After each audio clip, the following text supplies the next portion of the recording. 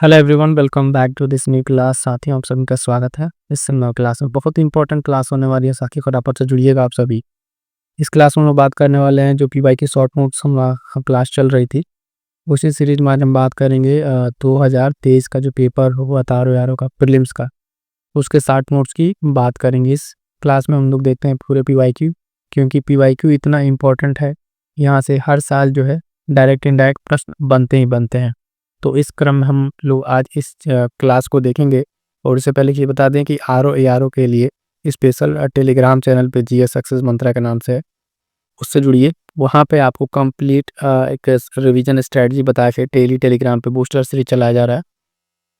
2 से 3 डेली का प्रतिदिन इंपॉर्टेंट पॉइंट दिया जा रहा है, करंट अफेयर दिया जा रहा है ना। जो इंपॉर्टेंट करंट अफेयर है, शॉर्ट नोट्स है, पीवाईक्यूज है ना, वो आप वहाँ पे दिया जा रहा है। तो डेली उससे जुड़िए, क्योंकि वो आपके लिए बहुत ही महत्वपूर्ण होने वाला है।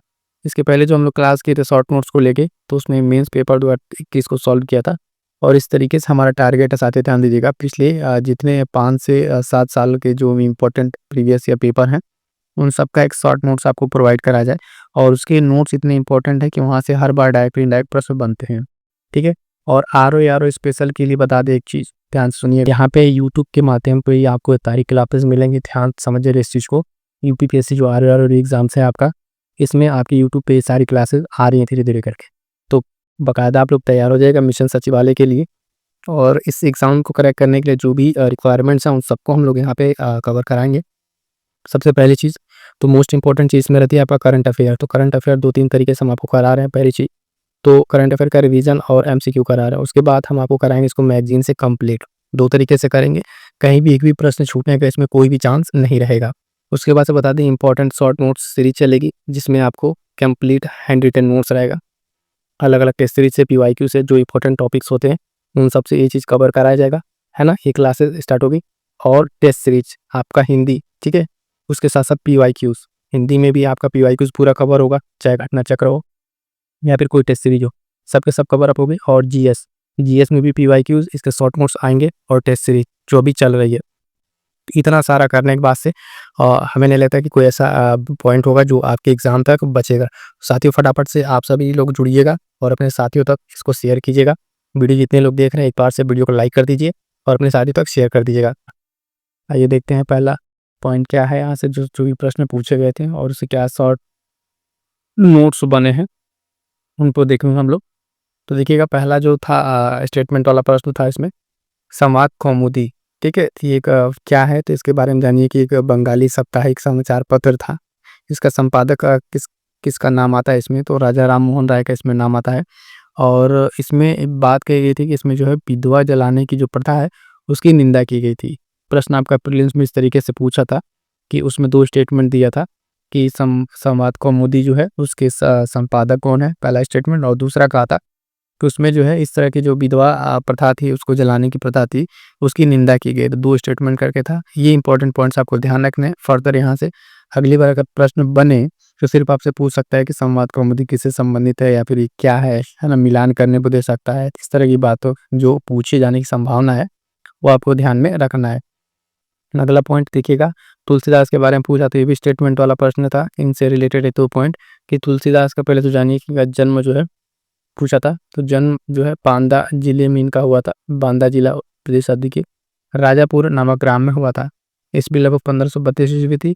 और इनकी पत्नी का नाम जो है रत्नावली था। क्या था? रत्नावली था। 2 स्टेटमेंट करके प्रश्न थे। तो इस तरीके से जब आप एक नोट्स बना लेंगे, तो पूरा पेपर आपको देखने की जरूरत नहीं पड़ेगी और फटाक से जो उसके पॉइंट्स हैं, वो आप एक बार में कुछ ही समय में आप रिवाइज कर लेंगे, ठीक। उसके बाद से एक चीज़ था कि आर ओ के लिए जो इंपॉर्टेंट टॉपिक्स हैं, इसकी लिस्टिंग हो गई है। बहुत जल्द उसकी क्लास आजकल में आपको देखने को मिल जाएगी। और उस क्लास को आने के बाद से जो उसके इंपॉर्टेंट टॉपिक जो हम बताएंगे, खुद यहाँ पर हम आपको कंप्लीट कराएंगे। ऐसा नहीं कि आपको दे दिया इंपॉर्टेंट टॉपिक्स और आप पढ़िए, नहीं, उसके साथ साथ जो इंपॉर्टेंट टॉपिक्स बनेंगे, वो हम आपको यहाँ पे क्या करेंगे, कंप्लीट कराएंगे। अगला पॉइंट ध्यान दीजिएगा कि मैग्नीज जो उत्पादक कुछ क्षेत्र हैं, कहाँ के, तो कर्नाटक के। मैग्नीज उत्पादक क्षेत्र हैं कहाँ के, कर्नाटक के। इनका नाम याद रखिएगा, शिमोगा, है ना, बेल्लारी और चिकमंगलूर, ठीक है। ये 3 नाम है कहाँ के, तो ध्यान दीजिएगा, ये है कर्नाटक के। कर्नाटक के हैं, क्या है, मैग्नीज उत्पादक ये क्षेत्र है, इनको ध्यान रखना है, ठीक। अगला पॉइंट है कि लूना 25 क्या है, तो ये एक रूसी चंद्र लैंडर मिशन था। ठीक है, क्या है लूना 25, ये रूस का क्या है चंद्र लैंडर मिशन था, इसको ध्यान में रखना है। अगला पॉइंट देखेंगे साथियों कि नंदिनी कृषक समृद्धि योजना से संबंधित है। किससे? नंदिनी कृषक जो समृद्धि योजना है, इसमें क्या क्या बातें हैं, तो इसमें एक पॉइंट ये ध्यान रखना है कि इसमें किन किन पशुओं को शामिल किया गया, तो कुछ स्पेसिफिक इसमें है। इसमें कि साहिवाल है, गिर है ना, अ, धार पारकर है और गंगा तीरी, जो इस तरह की कुछ प्रजातियां हैं, इस तरह की गायें इसमें शामिल है। और इसमें शामिल होने के लिए लाभार्थी के लिए भी एक इसमें क्या कहते हैं क्राइटेरिया है, जैसे कि उसमें जो गोपालन कर रहा है उसको कम से कम जो है 3 वर्ष का अनुभव होना चाहिए। कितने वर्ष का? 3 वर्षों का। जब स्टेटमेंट बनाता है साथियों तो ध्यान दीजिएगा, या तो आपसे वर्ष इस तरीके से वहाँ पे 2 वर्ष 5 वर्ष कर देगा, वहाँ पे एक चांसेस रहते हैं गलत होने के।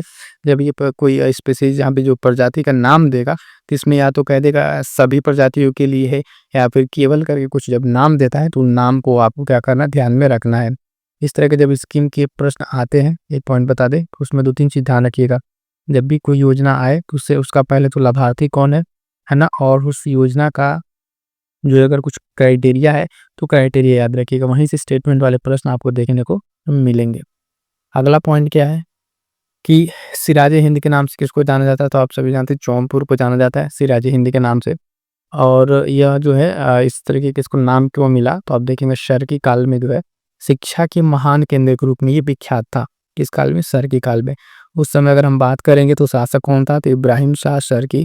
ठीक है, इब्राहिम शाह शर्की, जिसके काल में आप देखेंगे ये जौनपुर जो है आपका शिक्षा के और कला के क्षेत्र में बहुत काफ़ी नाम किया था, और इसको जो है सिराजे हिंद के नाम से नवाजा गया था। क्लियर रहेगा?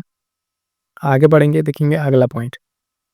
अगला पॉइंट है भारत जो है जूट उत्पादक में विश्व में कौन सा स्थान है, तो प्रथम स्थान। ये जो है 2022 के डेटा के अनुसार प्रश्न जो पूछा हुआ था, पहला स्टेटमेंट। और दूसरे स्टेटमेंट पर आप पूछा था कि पीली क्रांति का संबंध किससे है, तो ध्यान दीजिए ये तिलहन से होता है। किससे? तिलहन से। वहाँ पे पीली क्रांति का संबंध किससे दे दिया था? जूट से दे दिया था।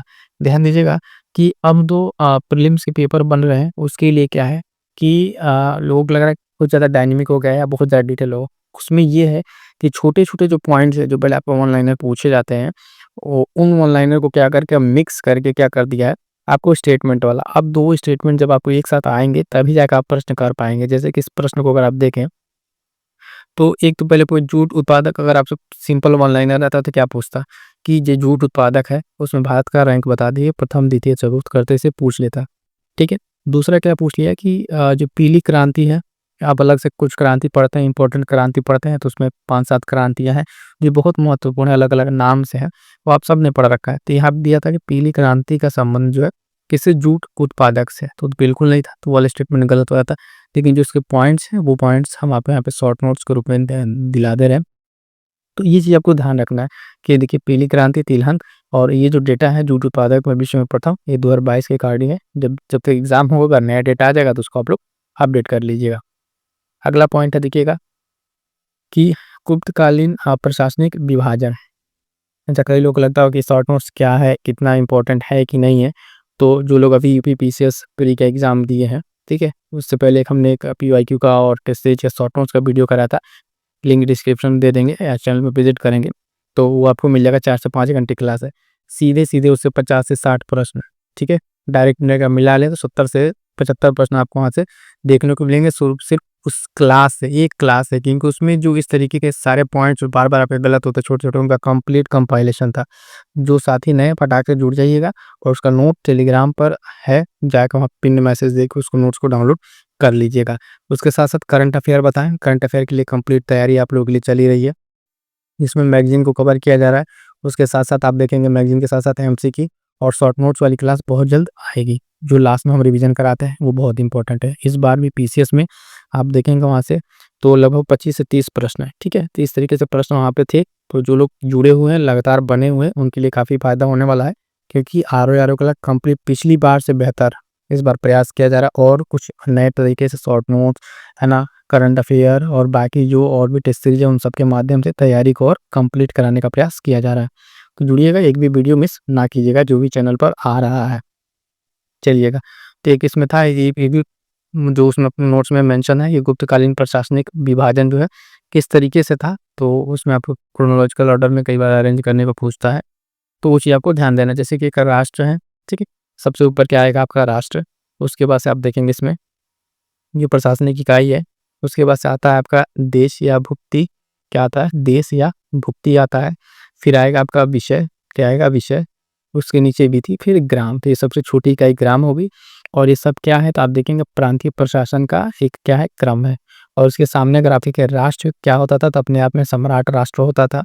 देश या भुक्ति पे अगर बात करते हैं, यहाँ पे जो होता था ऊपरी होता था, विषय के पास है ना, जो विषय लेवल का होता था वो विषयपति होता था। विधि की इक्विवेलेंट अगर आप देखें, आयुलन एक नाम है, या विधि महत्तर करके उनको कहा जाता था, ये थे। और ग्राम स्तर पर आप जानते हैं ग्रामिक या अष्टकुलाधिकारी, ये इस तरह की प्रशासन व्यवस्था थी, किस कहाँ की, गुप्त कालीन की।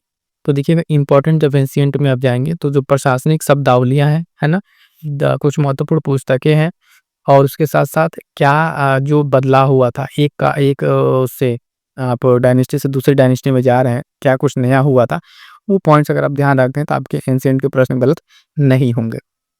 आगे बढ़ेंगे, देखेंगे अगला पॉइंट क्या पूछा था। तो देखिएगा अगला था कि गांधी जी के जो सत्याग्रह था, सत्याग्रह के बारे में, तो डेट याद रखिएगा 17 अक्टूबर 1940। 17 अक्टूबर 1940 को गांधी जी ने कुछ चुनिंदा व्यक्तियों के साथ जो है क्या किया था, सीमित सत्याग्रह किया था, स्टार्ट किया था। इस सीमित सत्याग्रह को ही व्यक्तिगत सत्याग्रह नाम दिया गया, है ना, व्यक्तिगत सत्याग्रह नाम दिया गया। इस व्यक्तिगत सत्याग्रह आप चाहते हैं नाम आता है विनोबा भावे का, ठीक है, विनोबा भावे का नाम से संबंधित इंपॉर्टेंट नाम है, उसको आपको ध्यान में रखना है। अगला पॉइंट कह रहा है कि गुर्दे की जो पथरी है उसका कारण क्या बनता है, तो जो ऑक्जिलेट का क्रिस्टलाइजेशन होता है, आप जानते हैं ऑक्जिलेट, उसके कारण जो है गुर्दे में क्या हो जाती है, पथरी का कारण वही बनता है, ठीक है। तो ऑक्जिलेट जो है तो उसका क्रिस्टलाइजेशन, क्रिस्टलीकरण आप कह ले, वो आपका कारण क्या बनता है, गुर्दे में पथरी का। अगला पॉइंट है उत्तर प्रदेश स्पेशल से संबंधित जो मिलान करने के लिए देता है या फिर पूछता है कौन सा कुछ गलत है ना। उसमें क्या है, कुछ अनुसंधान है, जैसे केंद्रीय बकरी अनुसंधान संस्थान, ये आपका देखेंगे मथुरा। उसके बाद से भारतीय चारा का और चारा अनुसंधान संस्थान आपका कहाँ पे, झांसी में।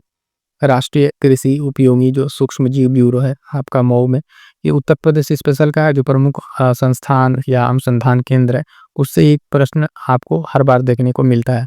और यूपी स्पेशल के जो प्रश्न है ये आर ओ के लिए बहुत महत्वपूर्ण है। तो यूपी स्पेशल के भी क्लासेस चल रही हैं, आप फटाक से जुड़िए, क्योंकि to the point exam orient content है, बहुत ज़्यादा क्लास लंबी नहीं है, बहुत ज़्यादा क्लास छोटी नहीं है ना। उस क्लास में आपको to the point exam orient content वो आपको डिलीवर किया जा रहा है, तो क्लास से जुड़िए, है ना। और जुड़ने के पास उन सारी चीज़ों को आप नोट्स बनाते चलिए, मैं बार बार कहता हूँ, जो चीज़ आपको नो आए उसका आप नोट्स बना लेंगे तो आपके लिए बेहतर होगा, अगली बार वो प्रश्न आपके गलत नहीं होंगे। भारतीय कृषि प्रणाली अनुसंधान संस्थान की बात करेंगे तो आपका मेरठ में। और उसके बाद से एक स्टेटमेंट वाला फिर से पॉइंट आएगा जिसमें एक मार्क के बारे में बात की जाएगी, जो एग्रीकल्चर एक मार्क दिया था है। तो उसमें बताया गया है कि क्या दिया था कि कृषि उत्पादों पर दिया था उसकी गुणवत्ता का सूचक है। एक मार्क जब लगता है तो जो एग्रीकल्चर प्रोडक्ट है ये क्या है, गुणवत्ता, क्वालिटी का सूचक है। और ये प्रमाण पत्र कौन जारी करता है, तो भारत सरकार का जो एक विपणन तथा निरीक्षण निदेशालय है उसके द्वारा इसको जारी किया जाता है। तो एक मार्क किसके द्वारा जारी किया जाता है, तो विपणन तथा निरीक्षण जो निदेशालय है उसके द्वारा इसको जारी किया जाता है। अगला पॉइंट ध्यान दीजिएगा जो इम्पोर्टेंट है, ईबीपी स्पेशल के अंतर ही आता है। कह रहा है कि देश में जो चीनी मिल की स्थापना हुई थी, वो प्रथम जो मिल था वो 1903 में आपका उत्तर प्रदेश के देवरिया जिले में प्रतापपुर में स्थापित की गई थी। कहाँ पे, प्रतापपुर में स्थापित की गई थी, उत्तर प्रदेश का देवरिया जिला। और 1903, ये तो पूछ लिया। अब इसमें 2-3 पॉइंट हैं वो आपको ध्यान रखना, जैसे कि सीधा सीधा चीनी मिल जो है प्रथम पूछ लिया है, तो उसमें देवरिया आपका प्रतापपुर एरिया। तो अगली बार हो सके 2-4 चीज़ें इसी बार पूछ ले, उसका डेट मिलान करने को दे दिया। तो इस तरह की चीज़ों का आपको डेट भी याद रखना है, खासकर आर ओ के केस में आपको डेट भी पूछ लिया था। डेट मिलान करने के लिए 4 संस्थाएं दी थी, उनके स्थापना का पूछ लिया। और पीवाईक्यू क्यों इंपॉर्टेंट है, क्योंकि इस बार जो भी ये पेपर जो करा रहे हैं इसमें पीछे के जो पीवाईक्यू हैं उससे बहुत सारे प्रश्न आपको देखने को मिले थे, डायरेक्ट इनडायरेक्ट, खास करके जो डेट वाले थे या स्टेटमेंट वाले, वहाँ से प्रश्न देखने को मिले थे। अगला पॉइंट था कि स्विमिंग पूल के बारे में पूछा था। इसमें जो वास्तविक गहराई होती है स्विमिंग पूल की, वो कम गहरा प्रतीत होता है, जिसका कारण क्या है। स्विमिंग पूल में अगर आप जब जाते हैं तो या तो हम देखें स्विमिंग पूल, तो उसमें या तो गहराई कम दिखती है, तो फिर तिरछी लगती है, बहुत कम लगती है। उसका कारण क्या है, तो उसका कारण है अपवर्तन। क्या कारण है, उसका कारण है अपवर्तन, उसका कारण है, ये आपको ध्यान में रखना है। अगला फिर इसी तरीके से है 4 आपको क्या है यहाँ पे मुख्यालय या बोर्ड के बारे में पूछा गया है। कौन-कौन से बोर्ड? तो मसाला बोर्ड का मुख्यालय कोच्चि, केरल में। अगला कौन-सा बोर्ड? तो कॉफ़ी बोर्ड, इसका मुख्यालय कहाँ पर है? तो बेंगलुरु में है, इसको ध्यान रखिएगा। भारतीय चाय बोर्ड का मुख्यालय कहाँ पर है? तो ये कोलकाता, पश्चिम बंगाल में। भारतीय रबर बोर्ड की बात करेंगे तो कोट्टयम, केरल में। तो 4 क्या हो गया मोस्ट इंपॉर्टेंट एग्रीकल्चर से रिलेटेड जो मुख्यालय है, मसाला बोर्ड हो गया, कॉफ़ी बोर्ड, चाय बोर्ड, रबर बोर्ड, है ना? इन चारों का मुख्यालय। तो या तो इसमें से प्रश्न फिर कैसे बनेगा? इन 2 में इसमें से कोई 2 लेके मिला दे, अगला कोई 2 और मुख्यालय पूछ ले, मिलान करने को दे दे, या फिर पूछ ले निम्नलिखित में से कौन सही सुमेलित है, कोई एक गलत दे दे। तो इस तरह के पॉइंट्स के लिए इंपॉर्टेंट रहेगा। छोटे-छोटे पॉइंट्स आपको ध्यान में रखने हैं जो बहुत ही इंपॉर्टेंट रहते हैं। ये वाला प्रश्न पीवाईक्यू से ही था। उत्तर प्रदेश संगीत जो नाटक अकादमी है, कहाँ स्थित है? तो लखनऊ में स्थित है और इसका स्थापना कब होती है? 13 नवंबर 1963 को। कब? 13 नवंबर 1963 को। ये भी प्रश्न जो है ये आरओ मेंस के पीवाईक्यू से सीधे-सीधे प्रश्न ऐसे एज़ इट इज़ पूछा था, ये प्रश्न वहाँ से रिपीटेड था। तो इसको ध्यान रखना आपको। उत्तर प्रदेश संगीत नाटक अकादमी जो है कहाँ स्थित है? लखनऊ में, और 13 नवंबर 1963 इसका क्या है? स्थापना की डेट। अगला पॉइंट इस तरीके से फिर मिलान वाला, एक तरफ चित्रकारी दिया हुआ और एक तरफ राज्य दिया हुआ है। 4 इंपॉर्टेंट चित्रकारी का नाम दिया हुआ है और आपको बताना है कि कौन किस राज्य का है। देखिएगा मधुबनी जो है बहुत फेमस पेंटिंग है, चित्रकारी बिहार का आपका फेमस मधुबनी, इसको जीआई टैग भी मिल चुका है। लेपाक्षी जो चित्रकारी है आंध्र प्रदेश से संबंधित है। कहाँ से? आंध्र प्रदेश से। और पट्टचित्र है ये उड़ीसा का है। कहाँ का है? पट्टचित्र की अगर बात करें कहाँ का है? उड़ीसा का।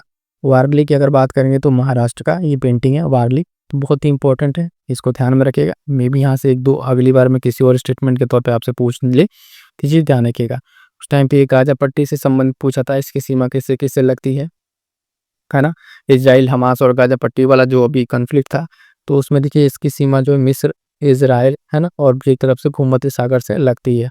तो जो गाजा पट्टी पतली स्ट्रिप थी, ये किससे सीमा लगती है? तो इस जितनी जगहों से इसकी सीमा लगती है मिस्र, इजराइल और भूमध्य सागर। ध्यान रखिएगा, ठीक है। आगे बढ़ेंगे, देखेंगे अगला पॉइंट फिर से इस तरीके का है। साथियों कमेंट करके जरूर बताइएगा क्लास करके आपको कैसा लगा, है ना? और ज़्यादा से ज़्यादा अपने दोस्तों तक शेयर कीजिएगा। इतने सारे लोग देख रहे हैं, एक बार लाइक का बटन दबा दीजिए, है ना? आप लोग इतने लोग भूल गए लाइक नहीं किए हैं, फटाक से एक बार क्लास को लाइक कर दीजिए।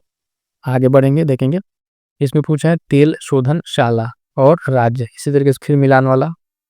और देखिएगा जब इस तरीके के पेपर आता है ना, तो वो ज़्यादा लेंदी और टाइम टेकिंग होता है, क्योंकि आपको कई बार होता है कि एक ही 2 स्टेटमेंट से प्रश्न हल हो जाते हैं, लेकिन अब जो प्रश्न बन रहा है खासकर पिछला आरओ और इस बार का यूपीपीसीएस, तो उसमें लगभग आपको सारे के सारे पॉइंट आते होने चाहिए तभी आप प्रश्न कर पाएंगे, अदरवाइज प्रश्न आपके गलत हो जा रहे हैं।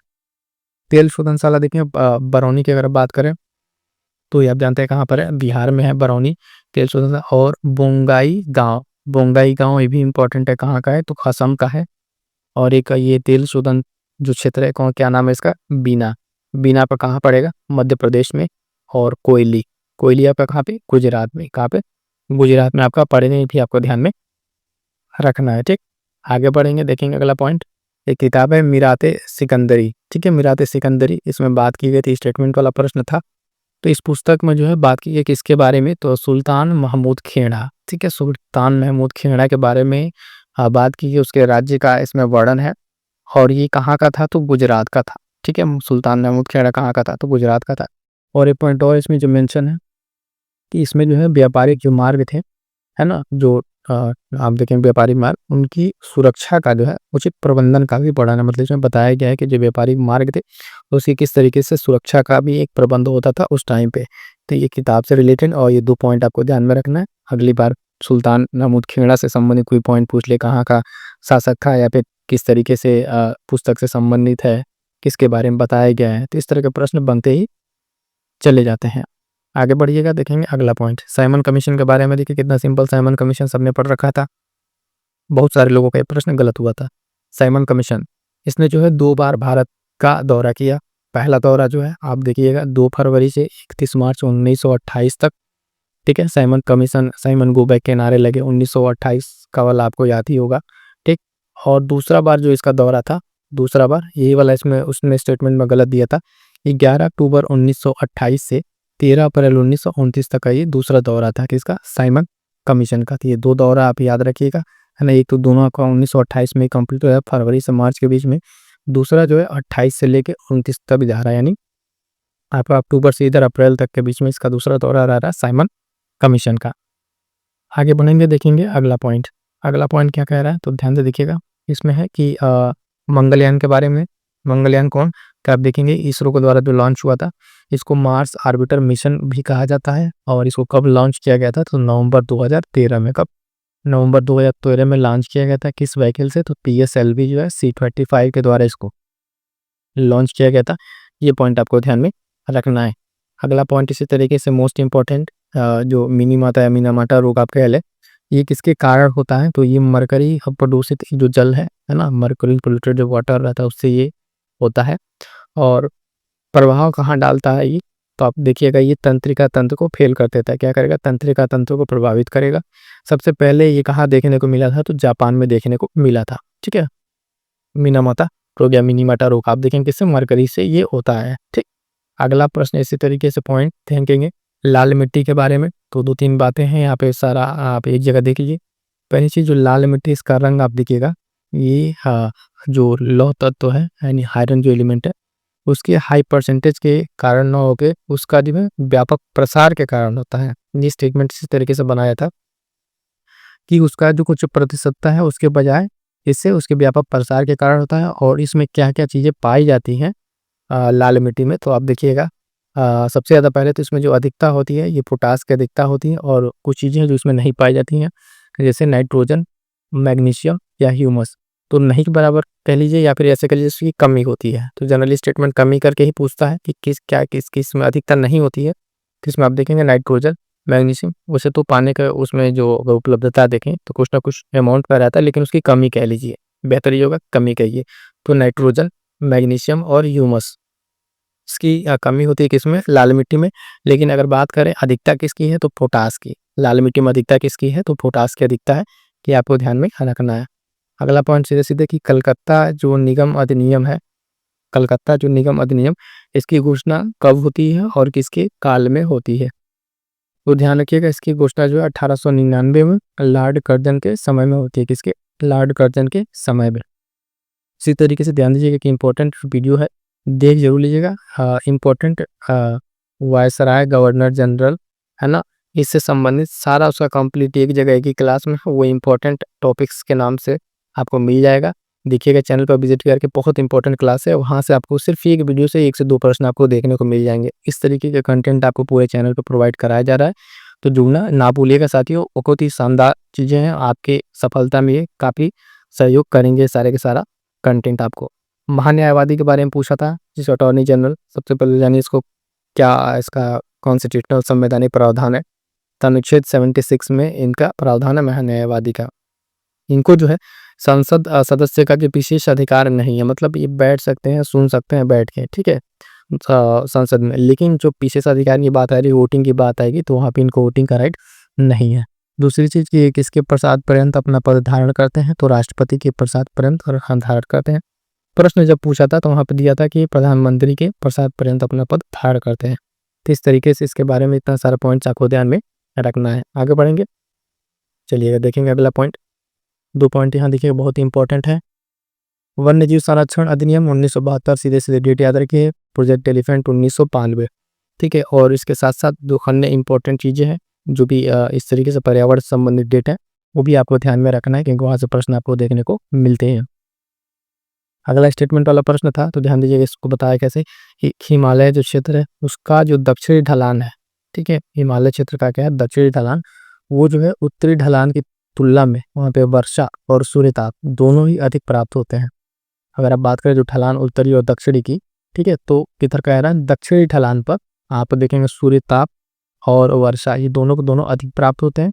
तो उससे होता क्या है, वहाँ पे जो है दक्षिणी ढलान पर अधिक सघन वन या वनस्पति आपको देखने को मिलते हैं।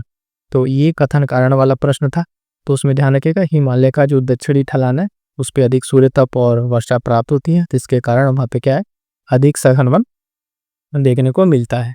अगला ध्यान दीजिएगा, देश और राजधानी से संबंधित पूछा था, कुछ यूरोपीय देश और राजधानी, उसमें क्या कितने पेयर सही हैं या कितने पेयर गलत हैं, इस तरीके से प्रश्न थे। तो लातविया, इसकी राजधानी रीगा, नीदरलैंड की राजधानी की बात करेंगे एम्स्टर्डम, ठीक है। और वहाँ पे जो दिया था प्रश्न में आपको, वो क्या दिया था, रॉटरडैम दिया था, जबकि रॉटरडैम क्या है, नीदरलैंड का एक शहर है। तो ये चीज़ वहाँ पे प्रश्न में गलत है, लेकिन यहाँ पे आपको राजधानी और क्या गलत दिया था वो आपको बता दिया। क्रोएशिया के बारे में बात करें तो जागरेब इसकी राजधानी। स्विट्जरलैंड के देखेंगे तो बर्न इसकी राजधानी, लेकिन वहाँ पे क्या दिया था, ज्यूरिख दिया था। तो ज्यूरिख क्या है, स्विट्जरलैंड का एक शहर है, इसकी राजधानी ये नहीं है, ठीक है। तो ये अब देखिएगा, इस तरह के जब कोई प्रश्न पूछा तो देखने में स्टैटिक लगेगा, तो वैसा थोड़ा पूरा आप रटने बैठ जाइए, लेकिन जो कुछ इस तरीके की चर्चा में रहते हैं, जो भी देश, यूरोपीय देश या अफ्रीकी कंट्री, उनका जरूर आपसे पूछ लेता है क्या, देश और राजधानी, ठीक है। तो इसे आपको ध्यान में रखना है। आगे बढ़ेंगे, देखेंगे कुछ पर्वत और महाद्वीप। पर्वत और महाद्वीप के बारे में, एंडीज पर्वत आपका दक्षिणी अमेरिका, अल्ताई माउंटेन आप देखेंगे एशिया, आल्प्स माउंटेन यूरोप, है ना, और अपलेशियन माउंटेन आपका कहाँ पे, उत्तरी अमेरिका में। किस तरीके के जो इम्पोर्टेंट आपके क्या है, पर्वत पठार, है ना, आप कह लें डिजर्ट, इस तरह की जो चीज़ें हैं, नदियाँ हैं, तो आपको मैपिंग के माध्यम से अगर आप इनको तैयार रखते हैं तो आपके लिए ज़्यादा हेल्पफुल होगा सारे के सारे ज्योग्राफी के पॉइंट्स। आगे बढ़िएगा, देखेंगे अगला पॉइंट क्या रहा है कि मौलिक अधिकार जो है संविधान के भाग 3 में इनका उल्लेख है, और ये जो है यूएसए के बिल ऑफ राइट से लिया गया है, ठीक है। दूसरा पॉइंट कि भारत का संविधान जो है वो अर्ध संघीय ढांचा है। ये किसने कहा था, तो केसी वियर ने कहा था इसको, कि भारत का संविधान जो है ये अर्ध संघीय ढांचा है। प्रश्न जब पूछा तो वहाँ पे फेडरल करके पूरा पूरा दिया था, तो स्टेटमेंट गलत था। अगला पॉइंट इसी तरीके से इसमें कि सुप्रीम कोर्ट के अनुसार जो है मूल अधिकारों में क्या किया जाता है, संशोधन किया जा सकता है, लेकिन क्या कि मूल संरचना को नहीं बदल सके। यानी अगर वो चीज़ आपके बेसिक स्ट्रक्चर में आता है, केशवानंद भारती वाला केस आपने पढ़ा होगा, उस केस में इसको क्या किया गया सुप्रीम कोर्ट ने कि जो चीज़ मूल संरचना के अंतर्गत होगा, मूल ढांचे को परिवर्तन नहीं कर सकते हैं, लेकिन मूल अधिकार में आप परिवर्तन कर सकते हैं। तो उतना ही कर सकते हैं, कितना, जितने से आपका मूल ढांचा परिवर्तन ना हो। अगला फिर से दिखेगा पॉइंट, कृषि पद्धति और क्षेत्र दिया था, तो छूमिंग आप जानते हैं दक्षिण पूर्व एशिया में, है ना, मिल्पा आप देखिएगा मैक्सिको में, और लदांग, लदांग जो है इंडोनेशिया। प्रश्न में जब आपसे पूछा था तो यहाँ पे श्रीलंका दे दिया था, क्या दिया था, श्रीलंका, मिलान करने वाला प्रश्न था। और या इस तरीके से कि कौन सा सही सुमेलित है, तो 2 ये उसमें सही दिया था, लदांग वाला आपका श्रीलंका देके गलत कर दिया था। तो इसका सही क्या होगा, लदांग जो आपका इंडोनेशिया में कहा जाता है। तीनों के तीनों इंपॉर्टेंट है, और इससे रिलेटेड जो 2-4 और नाम है, एक बार अपना अगर आपने नोट्स बना रखा होगा तो वहाँ जाकर जरूर देख लीजिएगा। आगे बढ़ेंगे, अगला प्रश्न था यहाँ पे कि बैंक के लेन देन में पिन का मतलब क्या होता है। मतलब पिन जो आप देखते हैं तो उसका मतलब पर्सनल आइडेंटिफिकेशन नंबर, जब बैंक आपको प्रदान करता है एटीएम वगैरह के लिए आप इसमें यूज करते हैं, तो पिन का वही full form personal identification number, ठीक। अगला पॉइंट यहाँ देखिए, ग्रेट बैरियर रीफ।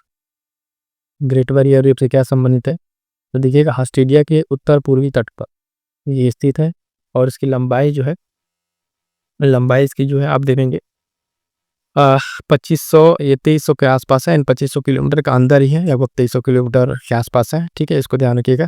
और विश्व की सबसे बड़ी ये प्रवाल भित्ति है, क्या, और यहाँ पे बायोडाइवर्सिटी बहुत हाई होता है, ठीक है। ग्रेट बैरियर रीफ ये आपको ध्यान में रखना है। क्लियर है यहाँ तक।